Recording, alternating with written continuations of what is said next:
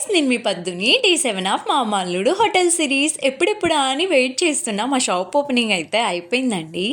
లైఫ్లో ఎన్నో అడ్డంకులు దాటుకుని వేస్తున్న మొదటి అడుగు ఇది. సక్సెస్ అవ్వాలని మనస్ఫూర్తిగా కోరుకుంటున్నాము.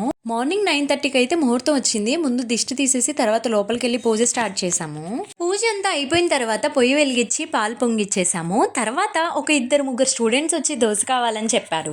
స్టార్టింగ్ రోజే కాబట్టి మా నైబర్స్ అలానే ఒక 10 మెంబర్స్ స్టూడెంట్స్ దాకా వచ్చారు. అంతటితో క్లోజ్ చేసేసాము. ఎందుకంటే ముందు రోజే మనం మున్సిపాలిటీ వాళ్ళతో చెప్పాము, జస్ట్ పాలు పొంగిచ్చేసుకుని వెళ్ళిపోతామన్నాము. అందుకనే పెద్ద హడావిడి ఏం చేయలేదు. ఫస్ట్ రోజే టిఫిన్ టేస్ట్ ఎలా ఉందని చెప్పి మా నైబర్స్ దగ్గర, బయట వాళ్ళ దగ్గర రివ్యూస్ తీసుకున్నాను, చూసేయండి. థ్యాంక్స్. టిఫిన్ ఎలా ఉందండి? సూపర్ అండి. మామ అల్లుడు టేస్ట్ నాకు వ్యాపారం అభివృద్ధి. థ్యాంక్స్. Tiffin super.